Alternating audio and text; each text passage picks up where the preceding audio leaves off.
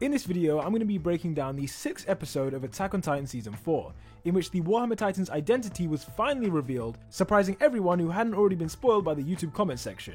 This video will explain everything that I thought was interesting about the episode, including the epic return of the scouts, the unique abilities of the Warhammer Titan, and the real reason why Mikas's hair is so short now.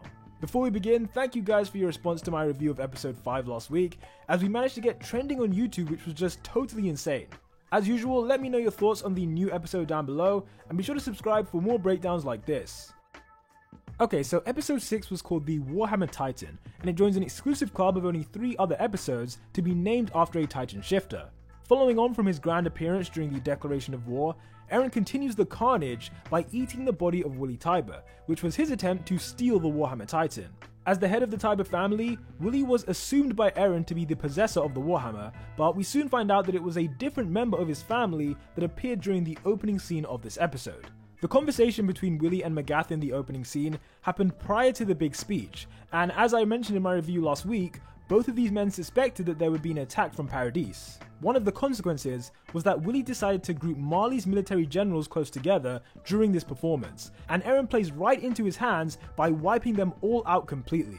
With the military leaders now dead, this action made Commander Magath the highest ranking officer alive, so once this is all over, Magath can rebuild the military leadership from scratch, which is exactly what Willy wanted to happen.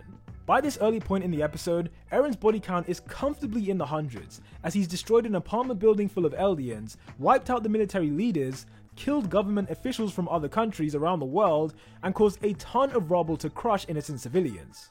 Zafia was one of the people killed by the falling rubble, and she was a warrior candidate who was competing to inherit the Armored Titan. We didn't really get to know her that well other than Gabby saying she was weird, but still, it's a sad situation. Despite Zafia's death being instant, Udo couldn't process the fact that she was dead and urges Gabby and Colt to help him save her, but in the process, Udo himself is crushed by a stampede of people who are trying to escape Eren's rampage. Udo's death was confirmed later in the episode when Colt attempted to get him treated, which means that now, currently, 3 out of the 5 warrior candidates are either missing in Falco's case or confirmed dead. Gabby and Colt are the only ones we know are okay. I mean, mentally they might not be okay, but you know what I mean. As the destruction continues, the true identity of the Warhammer Titan is revealed, and it was the youngest sister of Willy Tybur.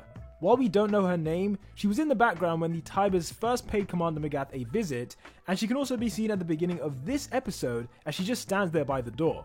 The Warhammer being this unremarkable background character was a really smart move, because anyone looking to steal the power would never really suspect her. As the Warhammer begins to manifest, we get a look at the first of its unique abilities, which is seen when it manifests from the ground upwards. Every other shifter in the series always manifests from the nape area because that's where the holder of the shifter is located, but the Warhammer breaks this tradition as the user can choose to encase themselves in a crystal instead. This crystal is similar to the one that Annie created, and there is a cable connecting the crystal to the Warhammer Titan. This means that Willy Tybur's sister can remotely operate it, and the reason it manifested from the bottom upwards is because the cable was attached to its feet in this moment. Eren's brutality towards this Titan was absolutely hilarious, as he wouldn't even let it fully materialize before he just started beating the crap out of it. As he hardens his fist and continues the onslaught, you'll notice that Commander Magath made a point to be the first one to shoot against Eren. This shot obviously did nothing against a Titan, but Magath's behavior can be explained when we look back a couple of episodes ago. When Willy and the commander first met, Willy stated that Marley was in need of another hero like Helos, and I'll explain why Magath is trying to fulfill that role.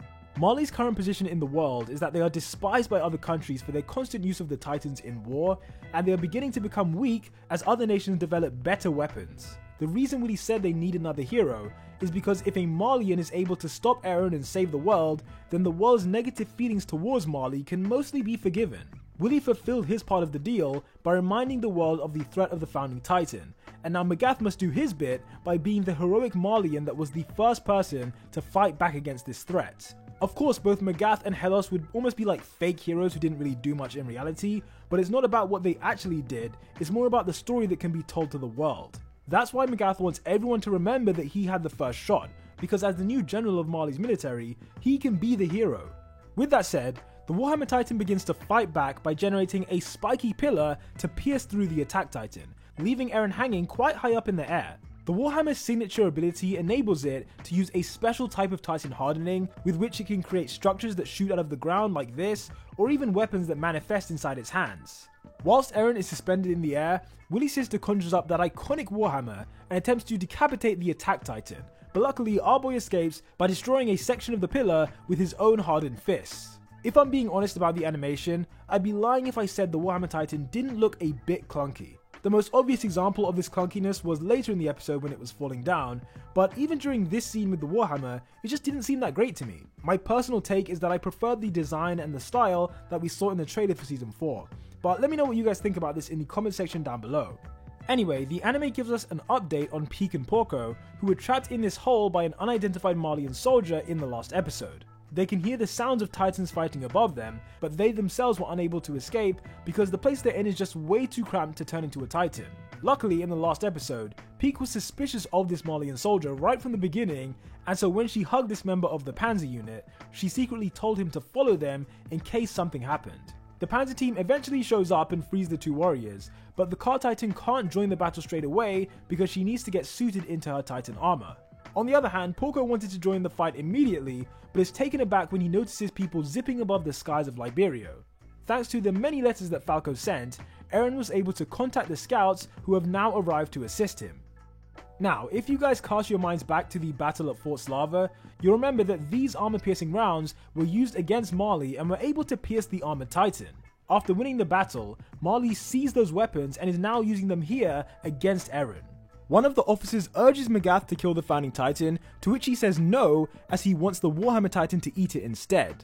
In his words, killing the Founding Titan only postpones the problem, but you know what, this is pretty much the exact opposite of what he says in the manga, as Manga Magath does want to kill the Founding Titan, because he believes the age of the Titans has come to an end. It's an interesting thing to change, but it doesn't really matter because Willy Tybur's sister never had any intention of eating Eren.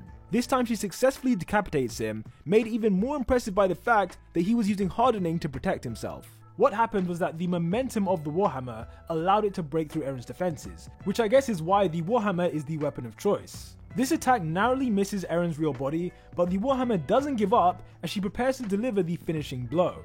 From what we've seen in the series so far, most Titans, including Titan Shifters, are unable to speak, but the Warhammer is one of the notable exceptions and asks Eren if he has any last words. Eren replies by calling out to Mikasa, who unleashes a barrage of Thunder Spears right at the Warhammer Titan's nape. In normal circumstances, that might have actually killed the Titan Shifter, but because of the remote control thing, Willy's sister was able to survive the encounter. The scouts then ambush the Malian soldiers from behind, and notice how they're using modified versions of the ODM gear. The main difference between this and the normal ODM gear is that the gas cylinders are on their back, and they use guns instead of swords. Whereas Kenny's crew had shotguns that they needed to manually reload, the scouts have semi-automatic pistols, plus the space to equip Thunder Spears on top. Given that there's been a 3-year time skip between the end of Season 3 and the beginning of this season, obviously a lot of characters have changed, physically, and when it comes to Mikasa, her hair has gotten significantly shorter. There's actually a funny reason for this, as in an interview 2 years ago, Isayama revealed that Mikasa had her long hair in a ponytail and accidentally cut the knot, which resulted in what you see before you. This accident where she cuts her ponytail was never shown in the manga, so it's not actually a spoiler, but it's just a bit of trivia that I remember reading. After blowing up the Warhammer Titan's neck, Mikasa tearfully asks Eren to come back home, and you can just tell by her expression that she's fed up of Eren cosplaying as a hobo soldier in Mali. She's also struggling to accept that Eren is capable of doing what he did, as when you look at the dialogue, even she thinks that he doesn't realize what he's done. As the scouts continue to wipe out Mali's soldiers, Floch begins to go a little bit overboard in his destruction, as he wants to maximize the damage to Mali in revenge for what they did to Paradis. This way of thinking is almost identical to Eren, who has destroyed everything he could so far. And you know what, at least they agree on one thing, because the last time we saw those two interact, they did not see eye to eye. Jean, however, doesn't really agree with maximizing damage to Mali in this way, as he has somewhat of a conscience and he realizes that there are innocent civilians who could be hurt. On the main battlefield, the Warhammer Titan pulls itself back together and generates a functional crossbow made from Titan hardening, which is something you would have never thought possible before seeing this Titan. I explain this a bit more in a different video, but the Warhammer Titan's hardening has a degree of flexibility which enables it to create string to make the crossbow work, not to mention whips that we briefly saw in this episode. Thankfully, Eren is not impaled by the crossbow, as Mikasa drags him out of the way, and he tells her that his plan is to eat the Warhammer Titan. In order to do this, he needs to locate its real body, which requires that Mikasa distracts it for a bit.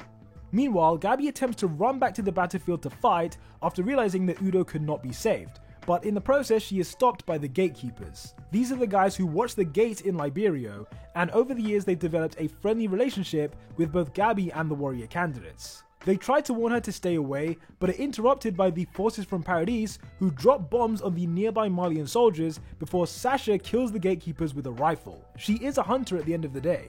Gabi's life is spared because Sasha presumably doesn't want to kill a kid, and both her and Connie begin to head off. As part of their plan, the Paradis soldiers begin to fix light installations onto certain rooftops, but we'll talk about that more in the next episode when all is revealed. Gabi remains down on the street, and in this moment you can't tell me that she doesn't remind you of a young, vengeful Eren after the attack on the walls. Both Eren and Gabi saw people they love destroyed by the enemy at a young age, although in Gabi's case she has an advantage because she knows who the true enemy is and where to find them. In Eren's case, he just thought his enemy was the Titans, but obviously as we know, it was way deeper than just that.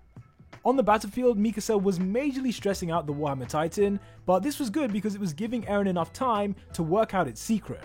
He already knew that the user was not in the Titan's neck, and he realizes that the real Warhammer Titan is located near the spot where it first materialized. The thick cable connecting the crystal to the Titan, they didn't try to hide it or anything like that, so Eren can see this thing and he knows where to go.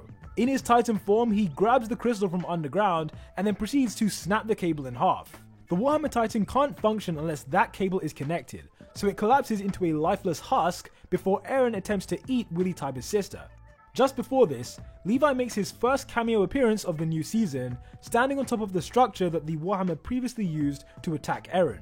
Levi is the only scout who stuck with his swords instead of bringing a firearm, and this turned out to be a genius decision based on what happened next. Earlier in the episode, we saw how Porco was eager to join the fight, and as Eren is about to eat the Warhammer Titan, he finally arrives, sneaking up behind the attack Titan and, I guess attempting to steal the founding Titan.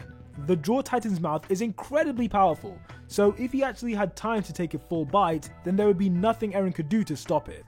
Thankfully, Levi was able to cut through the muscle of the Jaw Titan's mouth, which prevented Porco from clamping down.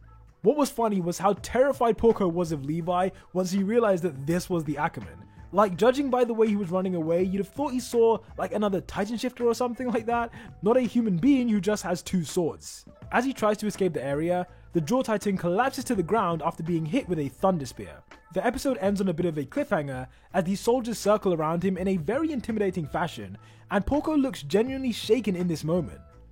Just before we end the video, I did really like that opening scene of how Willy was interacting with his kids. I mean, to be honest, when we saw them for the first time, I didn't actually think those were his kids. I don't know who I thought they were. I just assumed they were like other family members. But no, it is quite crazy to see that, and I do like it when the anime kind of expands on certain characters more than what we saw in the manga. Let me know what you guys thought about episode 6. How would you rate it out of 10 compared to the other episodes? I would personally give it like a 7 out of 10 compared to the previous episodes. Let me know what you guys think in the comments down below, and as usual, I'd appreciate if you dropped a like if you like this video and share it with anyone who you think might enjoy it. Thanks for watching, and until the next one, peace out.